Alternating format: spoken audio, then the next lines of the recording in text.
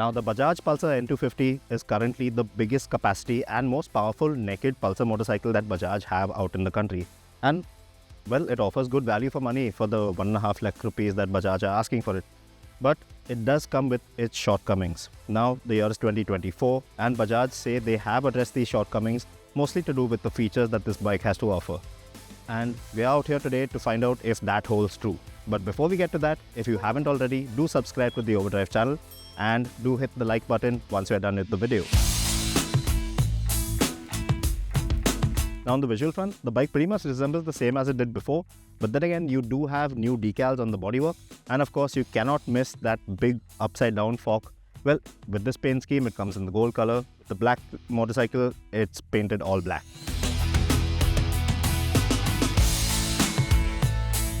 Previously, a lot of people thought that the N250 looked a lot like the lower displacement N160 model with a short end can.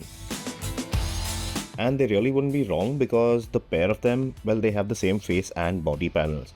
So, not a lot to visually separate the pair, and more importantly, not a lot to show off that you're riding the more powerful, higher displacement model. So, you could see the new upside down fork and the decals as Bajaj's way of addressing this particular issue. The area that Bajaj have addressed is the list of features that this bike was always found to be lacking. Now, while the N250's LCD display might look like it was borrowed straight out of the updated N160's parts bin, well, this one comes with turn-by-turn navigation, in addition to Bluetooth connectivity. There's also switchable traction control on there now. Yes, a Pulsar with traction control. And 3 ABS ride modes, of road, rain and off-road, which alter the levels of ride aid intervention. And they can also be switched off on the go. Moving on to the engine and performance aspects, well, Bajaj haven't made any changes to the existing setup, which is not necessarily something that all will see as a good thing. Now, the 249cc single-cylinder engine makes the same amount of power and torque as before and comes mated to the same 5-speed gearbox. So, power is at around 24.5 PS of max power and 21.5 Nm of max torque. But it still is refined and very pleasant out in the city. It makes a nice mid-range punch, but it isn't as peppy as something like the KTM. It isn't as lively, you could say, but it still will keep you entertained in the city. The motor throws a decent mid and top end punch, but it still feels like it's lacking that something, that bit of excitement, because when you think Pulsar, you think performance, and this is the most powerful Pulsar to date, but it still feels like it's somehow been toned down. A little soft, a little too comfortable, not like the teeth clench Pulsars of the past. But that's just if you're looking to ride hard and fast. Now if you're going at it easy, you really won't find the brakes too soft or any problem with the performance front, because the bike feels tame and very tractable too. So as far as the traction control system is concerned, do you really need it on there?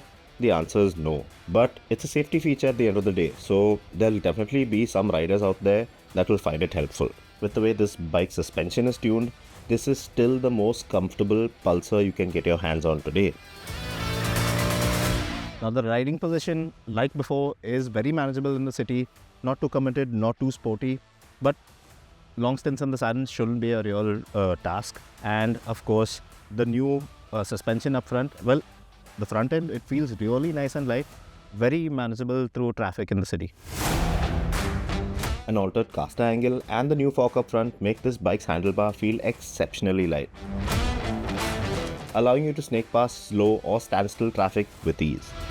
It's just that when you pick up the pace, that you will feel the front judder a bit, which can be a bit annoying on long highway stints. And that's a bit odd actually, because otherwise the front end feedback is good through corners and you can correct your line through the corner at a decent clip quite well with the slightly broader section rear tire.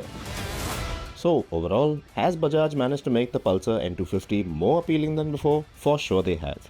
It looks slightly better than before, and you certainly get a lot more bang for your buck in terms of features. It's definitely an improvement over the older model, but for some reason, according to me, it's still not quite what you would expect from a bike that brandishes the Pulsar badge. Now the updated Pulsar N250 will set you back by 1,51,000 rupees, which makes it around, 1,500 rupees more expensive than the earlier model. And that's not a lot considering what all Bajaj has thrown into this bike in terms of the Bluetooth connectivity for the dash, well, the ABS, the traction control.